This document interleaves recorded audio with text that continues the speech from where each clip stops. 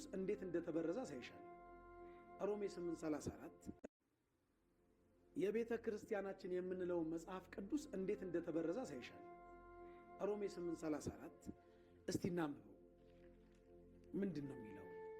መቼም አባቶቻችን ነገርን ከስሩ ውሃንም ከጥሩ ይላሉ አይደለም? አነበዋለሁ።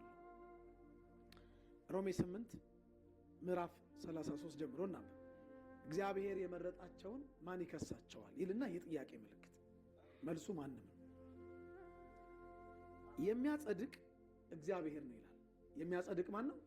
እግዚአብሔር ነው። ጸድቃል ብሎ የሚፈርድ ወይስ ጸድቃል ብሎ የሚለምን? የገባሽ ነገር አሁን ገሌ ጸድቃል ብል እየለመንኩ ነው እየፈረድኩ ነው? ጸድቃል ከተባለማ ተፈረደልኝ በቃ። አሁን ምንም የአማርኛ ሆነም የሚችል ሰው ይቅርታ፣ አማርኛ የሚችል ሰው አሁን ለቃላት አጠቃቀም ይቅር በሉ አስቀድሜ ይቅርታ ጠይቃለሁ። ግን አማርኛ የሚያውቅ ሰው አማርኛ የሚችል ሰው የሚያጸድቅ እግዚአብሔር ነው የሚለው ቃል ጸድቃል ብሎ የሚፈርድ እግዚአብሔር ነው ማለት እንደሆነ ይገነዘባል። 4 ነጥብ። የሚያጸድቅ እግዚአብሔር ነው ካለ መቼም የሚያጸድቅ ካለ የሚኮንን ደግሞ ይኖራል። የሚኮንንስ ማን ነው ይልና የጥያቄ ምልክት። ስለዚህ እግዚአብሔር ካጸደቀ ማን ይኮንናል? አሁን ጸድቃል ተኮንናል ማለት መለመን ሳይሆን መፍረድ እንደሆነ ማንም ሰው አይምሮ በትክክል የሚሰራ ሰው የሚያውቀው ትርጉም ነው። አሁን የሚኮንንስ ማን ነው ብሎ ጥያቄ ያደረገ።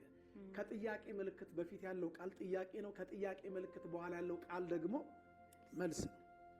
ሲመልስ የሞተው አሁን የሚኮንነው ማን ነው? የሞተው ማን ነው? ኢየሱስ ክርስቶስ። ይልቁንም ደግሞ አለ ሞቱ አልቀረም፣ ሞትን ድል አድርጎ መግነዝ ፍቱ፣ መቃብር ክፈቱ፣ ስጋዬን ከነፍሴ አዋህዱ ሳይል በስልጣኑ በኃይሉ በተዘጋ መቃብር ደግሞ ሞትን ድል አድርጎ ምን ያለው? የተነሳው ከሙታንም ይልቁንም ከሙታን የተነሳው በእግዚአብሔር ቀኝ ያለው ደግሞ ስለኛ የሚማልደው ክርስቶስ ኢየሱስ ነው ይላል። የሚፈርደው ክርስቶስ ኢየሱስ ነው የሚለው የጥንት መጽሐፍት። ስለኛ የሚማልደው ሳይሆን ስለኛ የሚፈርደው። ለምን? የተጠየቀው ጥያቄ ልመና ምልጃ ሳይሆን ፍርድ ነው። ማጽደቅ፣ መኮንን። የሚኮንን ማን ነው ነው ጥያቄ። የሚያጸድቅ ተመልሷል። ጸድቃል ተኮንነሃል ማለት ፍርድን እንጂ ልመናን አያመለክት። መማለድ ወይም ማማለድ ማለት ማስታረቅ፣ መጸለይ፣ መለመን ከዚህ ወጣ ትርጉም የለው። አሁንም ያለቃ ኪዳነ ወልድ ክፍሌ አማርኛ በአማርኛ ትርጉም ማየት ይቻላል። እዩት። ኢየሱስ ክርስቶስ የሚኮንንም የሚያጸድቅም ፍርድ ሁሉ ለሱ የተሰጠው አምላክ የባህሪ አምላክ እንደሆነ መጽሐፍ ቅዱስ ይነግረናል። እኔ ይሄ ስራ አይደለም። ለአቡ እንዴት ነው ማሳያት? ይሄ ነው አቡ የምትችለው።